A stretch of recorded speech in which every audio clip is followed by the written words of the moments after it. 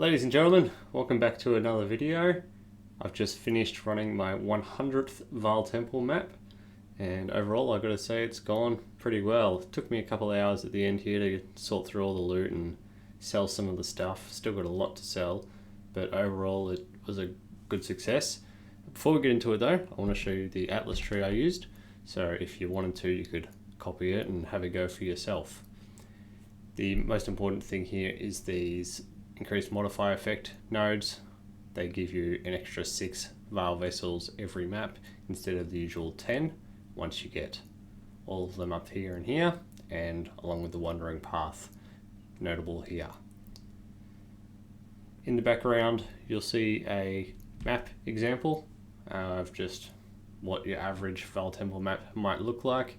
You'll notice it's not a Vaal Temple that I'm running, but that's because it's been changed with the Twist of Fate passive on the Atlas tree. Overall, I gotta say the strategy was really solid, really solid. The loot is fresh and interesting. You don't really know what you're gonna get or when you're gonna get a big item. Even if you weren't gonna get a good item, the base earnings are very solid by themselves. The bubblegum currency and little bits and pieces actually accounted for 2/3 of the overall profit that I made, with the majority of the profits coming from map sales, which totaled 6 divines, and harvest juice, which totaled 7 divines. Well, that, along with all the little stuff, added up to about 40 divines in profit. To me, the harvests were extremely good, but ultimately they got pretty boring. My character is decent but not amazing, so some of the harvest monsters took a little while to kill. With a better character it's probably not such a big deal, but to me, after doing 100 maps, it got a little tiresome. The harvests appeared 68 times out of the 100 maps that I ran, which is actually a little bit better than I expected, and I got about 60,000 harvest juice from it. So you're getting just under 1,000 juice every time the harvest shows up, and you get 1 divine per 8 to 9,000 harvest juice. So it's somewhere around 20 chaos every time the harvest shows up, which is pretty nice. The delirium was pretty good. I did get a really lucky jewel, cluster jewel, which I sold for 4 divines, but even without that jewel, I got 2 divines in just the delirium orbs themselves. The strategy has some drawbacks. Most notably, you'll need a character which can run all map mods. The Twist of Fate passive will re-roll the modifiers on the map sometimes, so sometimes you'll get a reflect mod show up, or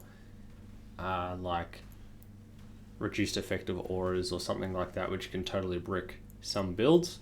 So you will need a character that can do everything. The maps can also be a little slow at times. That's largely my fault. I was trying to get the most out of every map, so I was selling level 21 gems for, say, 8 chaos each. In the end, I think I would have sold at least 100 8 chaos gems, which adds up, that's like 4 divines, but it does slow me down a lot. It's a minute or 2 per trade, depending on how quick the other person is. I think if you ignored all the small trades, your overall profit per hour would be larger, but your profit per map would be significantly lower. I think, I reckon you could get 20 chaos per map in just little 8 to 10 chaos trades. At the end of 100 maps, this is what our excellence tab looks like. We have 63 divines profit, and we started with 5 Vaal Temple maps, which was 50 chaos. I still have, I think, around 10 divines in sales, which I'll make over the next couple of days. I've got a lot of the price of protection divination cards, which I've just handed in. They give you a Guardian map, and I got 185 of those, which is worth about 2 divines in maps or thereabouts. That, along with all the other items which I haven't sold yet, which are pretty decent, I'm going to end up over 70 divines in profit over 100 maps. That brings our profit up to 114 chaos, for me, and when I sell all the extra stuff, it'll be more like 130 chaos per map. I fully expect over the long term that you would make significantly more per map than this when you hit a big item. I hit a few good items and one really good item, but nothing insane. Like, you can hit items worth 20, 50 or 100 divines. If you stick at it long enough, you will get something like that, and it will increase your profit drastically. But in 100 maps, I didn't hit anything like that. My best item sold for 9 divines. There was a pair of Relicash boots with +1 socketed gems on it. I think even if you got extremely unlucky, it would be hard to make less than 100 chaos per map if you are willing to do all the smaller trades. The big ticket items that I sold ended up netting me about 24 divines. I had a Enlighten drop. I had a Quiver which sold for 5 divines. I had that lucky Delirium Jewel which sold for 4 divines.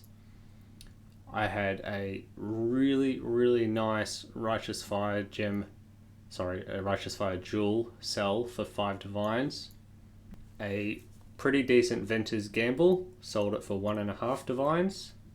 Those Relicash boots for 9 divines. And the new gloves which give adrenaline, I sold a pair of those for 1 divine, and I sold another pair for 2 divines. They rolled with +1 frenzy charges on them, I believe. I got 2 of those, which is kind of lucky, but also nice. Over 100 maps, you expect to get lucky a little bit. At the end of the 100 maps, I think I opened around 1,750 Vaal vessels. You get a guaranteed 16 of them every map, and you also have a 12% chance on each vessel that you open to open it again. The best I got was 4 out of the 1 Vaal vessel. Like, I opened it and there's a 12% chance to open it again, and I did that 4 times off the 1. For some closing thoughts and a few tips on how you could do this a little bit better, you should be liquidating your stash after a day or 2. I went back and had a look at a screenshot I took. In the first 10 maps I had 5 divines, which actually scaled quite well because after 100 maps I had 60 divines, so it's very consistent. But if I had have sold all of my stuff and bought something like a House of Mirrors card or a 7 Years Bad Luck card like this one, I could have doubled my money, because I started doing this on April 13th. You can see these cards were around 95 Chaos Orbs each, and today they're up to 180 Chaos Orbs or thereabouts. So you double your money, and it's tied to the price of a mirror, which is always going to go up from the start of the league. So, if you were liquidating and reinvesting your money as you went along, my 60 divines profit could have been more like 100 divines profit. Overall, I think this is a really solid strategy. It's hard to go wrong with it. Again, there's a few drawbacks, but if you can get over those, then you should be sweet. Like 100 to 130 Chaos Orbs per map with no really insane drops is extremely solid. Like I said, I started with only 5 maps, and with that I ended up doing 100 maps. Overall, I think it's really hard to beat something like this. I think the loot you get keeps it interesting, and when you get those big drops, it's a really nice dopamine hit. Makes you want to keep going a little bit more. And if you were to reinvest your money like as you went, instead of just hoarding everything like I did for science, then you're ending up close to a divine profit per map. I was getting 0.6 to 0.7 divines per map profit, and if I had have bought those mirror cards as I went, it would have been significantly more, even over 1 divine profit per map.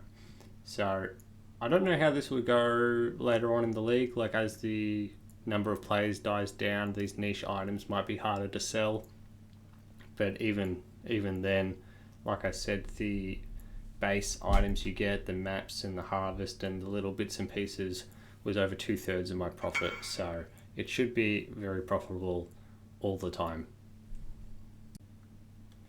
If you liked the video, then feel free to give the video a like for us, it helps out a lot. And if you want to see what I put out in the future, then consider subscribing as well. I'll catch you in the next one.